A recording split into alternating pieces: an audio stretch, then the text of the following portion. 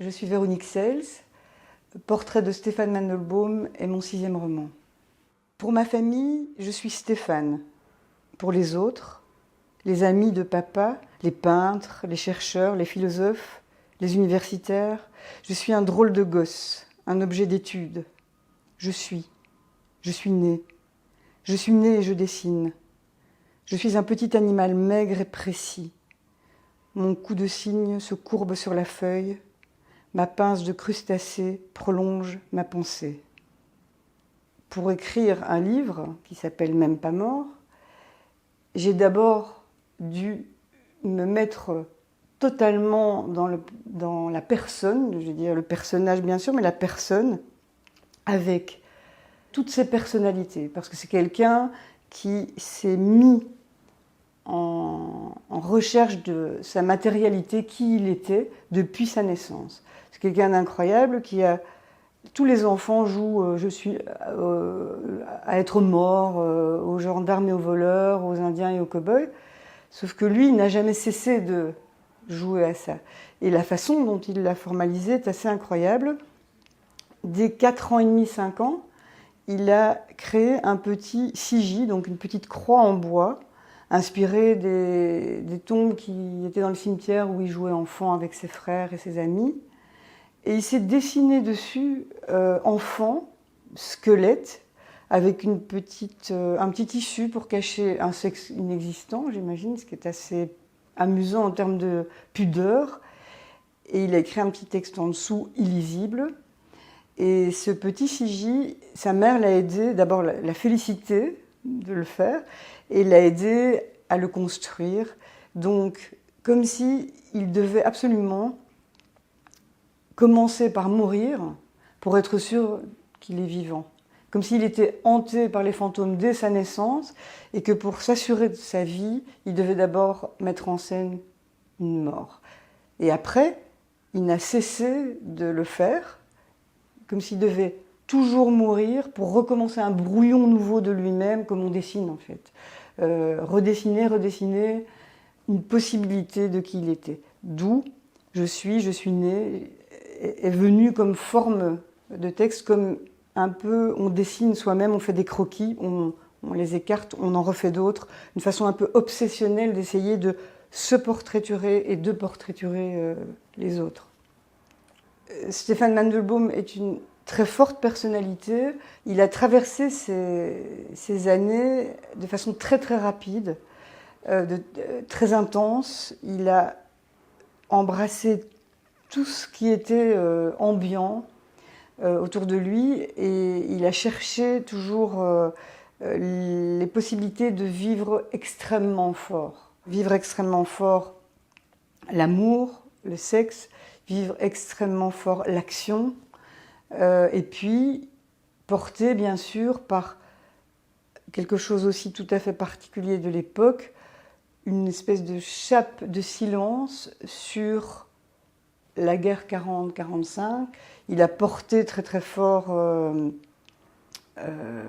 je dirais, l'héritage macabre de la guerre 40-45, et il l'a restitué d'une façon très caractéristique des années 60, 70, 80, où on utilisait beaucoup la provocation. Il a portraituré en très grand format Goebbels, et d'autres SS, Heinrich, etc. Et je trouve ça fantastique parce que à cette époque, on marchait sur des œufs aussi bien dans les familles concernées que dans le monde en général. Et voilà, il a vécu tout très très fort, tout ce qui incarnait ces années-là très très fort. Stéphane Mandelbaum est né dans une famille d'artistes. Son père est peintre, sa maman est une très très grande dessinatrice et créatrice en général. Et évidemment, ça va très fort marquer le regard que sa famille va avoir sur lui. Son père va sans doute voir en lui un successeur, très très tôt. Donc il va porter aussi ce devoir de succession. Sa mère va l'encourager, tout le monde va l'encourager en fait.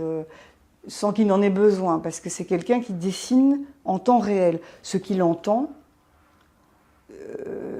il dessine ce qu'il voit, il dessine ce qu'il pense, beaucoup, surtout ce qu'il pense. Depuis la petite enfance, il dessine des mouches, des soldats, il dessine tout.